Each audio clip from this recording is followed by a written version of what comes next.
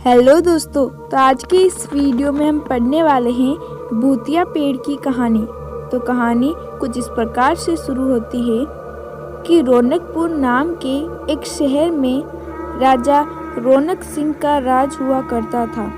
वो हमेशा अपनी प्रजा के हित में कार्य किया करते थे। वहाँ की प्रजा बहुत खुश रहती थी। एक दिन गिद्ध आकाश में भूतिया पेड़ के बीज लेकर उड़ रहा था। जैसे ही गिद्ध रौनकपुर पहुंचा तो उसके मुंह से एकदम बीज रौनकपुर के बीचों बीच गिर गया। बीज भूतिया था, इसलिए अगले ही दिन वो पौधा बन गया। वहाँ के स्थानीय निवासियों ने जब पौधे को देखा तो वो हैरान हो गए, क्योंकि पौधे का रंग काला था।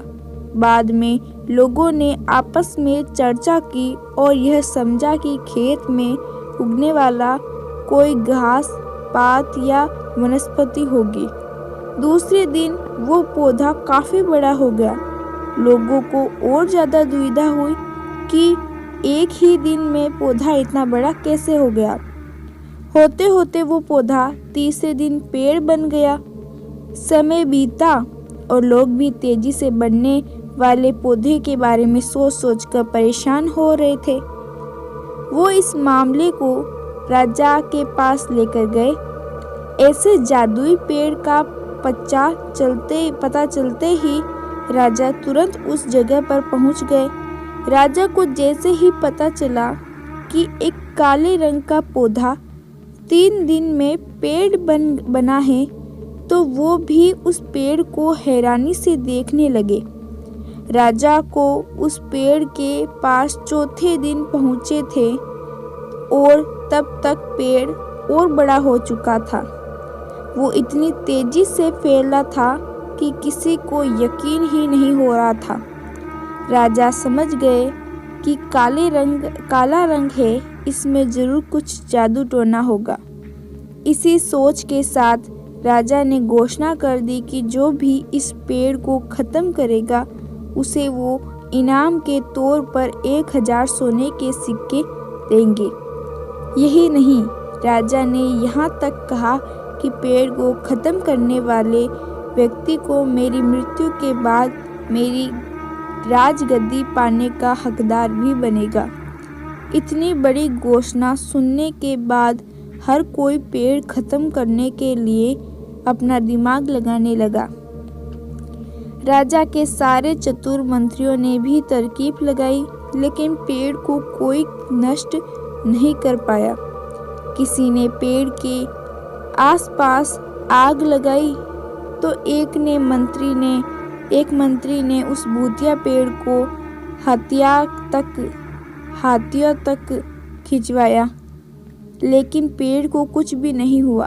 अब लोगों के मन में डर बैठ गया और उन्हें लगा कि पक्का यह ऐसा वैसा नहीं बल्कि भूतिया पेड़ है। तभी उस गांव के एक समझदार व्यक्ति को राजघोषणा की घोषणा का पता लगा। जानकारी मिलते ही वह अपने गुरु के पास भूतिया पेड़ से जुड़े रहस्य को जानने के लिए पहुंचा। गुरुजी ने अपनी ध्यान की शक्ति को एकत्र कर देखा और उससे पूछा, क्या तुम पेड़ को खत्म करना चाहते हो? समझदार व्यक्ति ने जवाब दिया, हाँ गुरुजी, सब उससे परेशान हैं। गुरुजी ने बताया कि उसे खत्म करने का एक ही तरीका है। इसके लिए तुम्हें पेड़ के आसपास नमक डालना होगा। इस तरकीब के बारे में जानते ही वो व्यक्ति तेजी से राजा के पास गया और कहा कि इस पेड़ के आसपास आपको नमक डलवाना होगा। ऐसा करने पर ही यह पेड़ खत्म होगा। राजा ने अपने सैनिकों को ठीक ऐसा ही करने को कहा। सैनिकों ने मिलकर पेड़ के चारों ओर खूब सारा नमक डाल दिया। नमक डालने के एक दिन बाद ही पेड़ का आकार कुछ कम हुआ।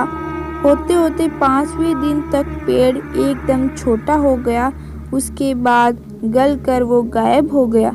उस व्यक्ति की तरकीब काम कर गई और राजा ने खुश होकर उसे इनाम की 1000 सोने की मोहर पहले दी उसके बाद एक पत्र दिया जिसमें लिखा था कि वो राजा के मरने के बाद उसकी गद्दी को संभालेगा। वो समझदार व्यक्ति खुश होकर अपने घर चला गया। तो दोस्तों, इस भूतिया कहानी से हमें सीख मिलती है कि ऐसी कोई मुसीबत नहीं होती है जिसका समाधान न किया जा सके। ज़रूरत है तो बस धैर्य और समझदारी की।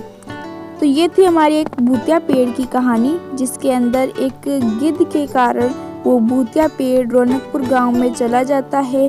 कुछ दिनों में ही 5-6 दिन में वो खूब बड़ा हो जाता है और नमक डालने पर उसका आकार घटते घटते जिस तरीके से वो बड़ा था उसी तरीके से वो गायब भी हो जाता है। तो दोस्तों, इस तरीके की मज़ेदार और भूतिया नैतिक कहानियाँ सुनने के लिए मेरे वीडियो को लाइक सब्सक्राइब जरूर करना। हम मिलेंगे आपको रोज़ जैसे कि मज़ेदार कहानियों के साथ। तब तक के लिए मिलते अगले वीडियो में। धन्यवाद। Thanks for watching the video.